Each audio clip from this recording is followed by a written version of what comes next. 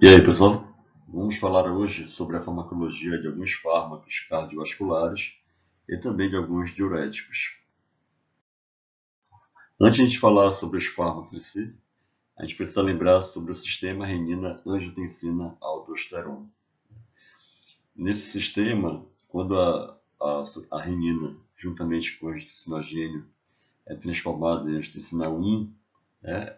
Essa angiotensina 1, através de uma enzima chamada enzima conversora de angiotensina, ela pode transformar a angiotensina 1 em angiotensina 2. Então, só para ficar mais claro, a ECA ela é responsável pela transformação da angiotensina 1 em angiotensina 2. Já a angiotensina 2 ela é uma substância que, primeiro, ela por si só já causa uma vasoconstrição, ou seja, você diminui o tamanho dos vasos. Só isso já aumenta a pressão arterial, né? Porém, a angiotensina 2 ela também faz com que a aldosterona seja produzida, né?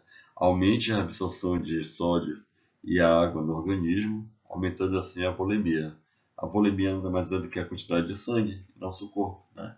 Então, se eu tenho mais sangue circulando, né, com mais água, eu também vou aumentar a pressão arterial.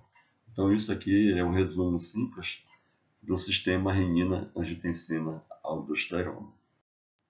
A gente não pode esquecer também que o sistema nervoso simpático tem muito a ver com a questão da alteração da pressão arterial, né? Nós temos dois receptores no sistema nervoso simpático, o alfa e o beta, que quando eles são estimulados, eles podem provocar o aumento do débito cardíaco, a resistência da parede, né? E também, de certa forma, influenciar ali na ativação do sistema renina-angiotensina, né? E vai provocar toda aquela aumento da bulimia, vasoconstrição. Então a gente tem que entender que nosso sistema nervoso simpático ele também vai influenciar diretamente esse aumento da pressão. É ele que vai causar também o aumento da pressão arterial. Falando de fármacos agora, o primeiro que nós vamos ver são os fármacos que atuam no centro vasomotor, né? E um deles é o metildopa. O metildopa é um fármaco que ele gera um falso neurotransmissor, chamado alfa-metilnorepinefrina. Esse falso neurotransmissor ele vai se ligar justamente aos receptores alfa-2, né, como um neurotransmissor falso, né, ele consegue se ligar e assim eu não tenho a ativação do sistema renina-angiotensina. Eu não tenho o aumento do débito cardíaco. Eu não tenho assim processo de hipertensão arterial. Então, por meio de um mimetismo, por meio de uma imitação do neurotransmissor, ele consegue bloquear o receptor alfa, não produzindo ou não tendo assim a pressão arterial elevada. Porém, ele tem alguns efeitos colaterais bem característicos, como a tontura, a fadiga, a constipação está presente em muitos pacientes, assim como a boca seca, a impotência sexual, mas principalmente a hipertensão de rebote, se esse medicamento for retirado de forma abrupta. Outra classe que nós temos de fármacos cardiovasculares são os fármacos antagonistas dos receptores beta, né? No caso aqui, eles vão bloquear os receptores beta. Nós temos como exemplo o propranolol, que ele tem um bloqueio não seletivo do beta-1 quanto do beta-2, e ele faz com que a frequência diminua, né? O débito cardíaco diminua, logo também a pressão arterial vai ser reduzida. Ele também faz com que a produção de renina seja diminuída, né, no glomérulo, assim também eu vou ter o controle da pressão arterial. Então, resumidamente, o propranolol, o mecanismo de ação dele é bloquear de forma não seletiva os receptores beta-1 e beta-2. Quanto à indicação, é legal de falar que ele, além de ser usado para hipertensão arterial, ele também pode ser utilizado como fármacos para angina do peito, enxaqueca, arritmia cardíaca, infarto do miocárdio e até mesmo para patologias como tremor essencial ou ainda como ansiolíticos, Claro que não são fármacos de primeira escolha, mas eles possuem um efeito secundário para ansiedade. Outra classe de fármacos cardiovasculares são os fármacos que são anti-angiotensina 2, ou seja, eles não vão deixar produzir a angiotensina 2. Nós vimos agora há pouco que a angiotensina 2 ela é responsável primeiramente, pela vasoconstrição e depois pelo aumento da volemia. Então, como é que ele pode atuar? Uma das formas é inibindo a enzima conversora de angiotensina, que é a ECA. Se eu faço bloqueio dessa enzima, a enzima não consegue transformar angiotensina 1 em angiotensina 2, Então, assim, dessa forma, eu não vou ter o processo da hipertensão no organismo do paciente,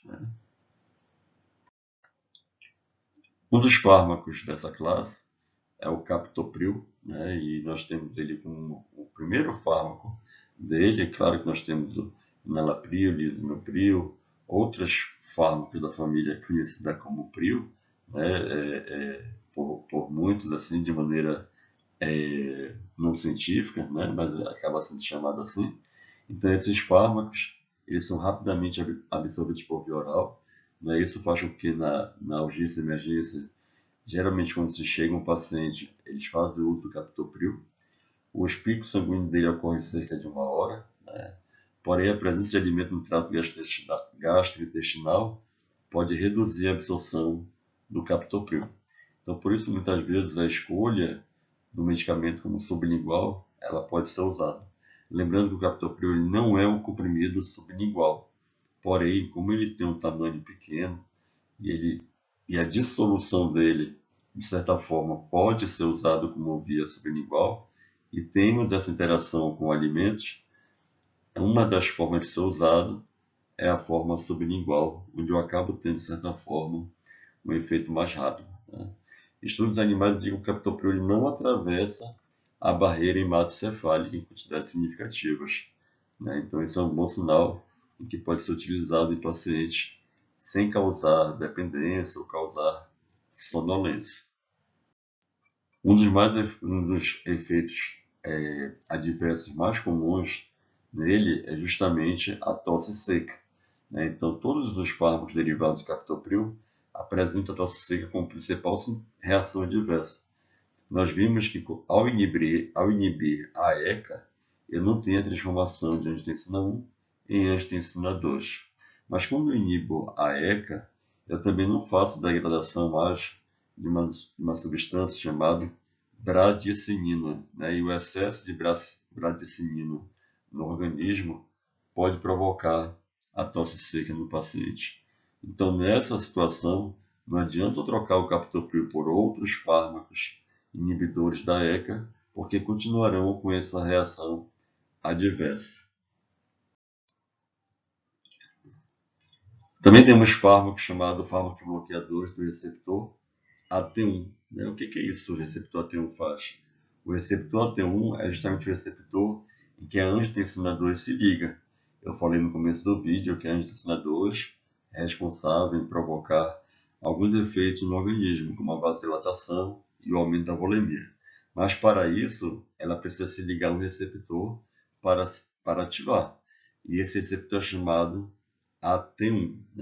Então eu posso também, ao invés de bloquear a transformação de angiotensina 1 em angiotensina 2 pela ECA, eu posso bloquear o receptor de forma antagônica mesmo. Então, fármacos como principalmente a losartana, a candesartana, a irbesartana, a valsartana, eles bloqueiam o receptor AT1, eles fazem um antagonismo, eles são antagonistas, eles bloqueando o receptor AT1, a angiotensina 2 não consegue se ligar a ele para causar os seus devidos efeitos. E é dessa forma que esses fármacos costumam fazer seu efeito no organismo. Temos fármacos também bloqueadores do canal de cálcio. E esses fármacos bloqueadores de canais de cálcio, eles não são utilizados somente para hipertensão, mas também para muitas patologias cardíacas, por eles atuarem justamente no músculo liso vascular ou ainda no músculo cardíaco. Então, nós temos a nifedipina, o verapamil, o diltiazem, mas todos eles funcionam como um bloqueador do canal de cálcio.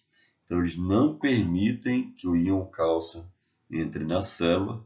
Dessa forma, ele consegue o seu efeito farmacológico. Falando brevemente sobre agentes diuréticos, e aqui eu costumo dizer que a forma correta é chamar diuréticos de fato, e não antidiuréticos, como algumas pessoas costumam falar. Porque fármacos diuréticos são fármacos que são capazes de aumentar a velocidade de formação da urina. A produção de urina é aumentada a partir do momento que eu faço o uso de fármacos diuréticos. Ela aumenta o fluxo urinário e também a excreção de água e eletrólitos. Nós sabemos que os rins são responsáveis pela filtração. Porém, dentro dos rins tem uma estrutura chamada néfron, e esse néfron é justamente onde ocorre a filtração ali do mais microscopicamente para os rins. E a gente sabe que os néfrons ele tem ali a sua cápsula de Bowman, ele tem o túbulo proximal, a alça de Henle, o túbulo distal, o coletor. Então, cada fármaco diurético ele vai atuar em uma parte específica do néfron, e é isso que vai ajudar na classificação e na farmacologia desses fármacos. Eu trouxe para vocês dois fármacos mais utilizados na clínica médica, quando se fala de diuréticos. O primeiro deles são os diuréticos tiazídicos. E aqui nós temos a hidroclorotiazida, que ela é muito mais potente do que a então utilizada clorotiazida. Então hoje a hidroclorotiazida ela é a mais utilizada dessas classes, mas ainda temos no mercado a clortalidona, a indapamida. Esses fármacos eles atuam diretamente no túbulo contorcido distal, que é aquele túbulo que está mais distante do glomérulo, da cápsula de Bowman. Eles funcionam como primeira escolha quando o paciente necessita de um diurético, devido à baixa reações adversas que ele tem. A recomendação que se faça dele é dose única diária pela manhã, e o seu início de ação é muito rápido, em torno de 1 a 2 horas já se começa o início da ação, podendo perdurar por 12 a 24 horas. Outra classe de fármacos diuréticos são os chamados diuréticos de alça. Aqui temos como principal representante a furosemida, mas também tem fármacos bumetanida e atorsemida, mas clinicamente, principalmente aqui no Brasil, o mais utilizado é a furosemida. Aqui ele já age em outra parte do néfron, ele atua diretamente na alça de Henle. Ele é muito útil naqueles pacientes hipertensos que têm uma perda significativa de função renal, ou ainda insuficiência cardíaca. Eles são mais utilizados quando os tiazídicos, no caso a hidroclorotiazida, não produzem uma resposta satisfatória, e os médicos podem fazer o uso terapêutico dos diuréticos de alça. Eles são fármacos que possuem uma curta duração no organismo. Nesse vídeo breve de hoje, nós falamos sobre fármacos cardiovasculares, também falamos sobre alguns diuréticos, os mais utilizados na clínica médica. Se ficar alguma dúvida, é só deixar no comentário. Valeu!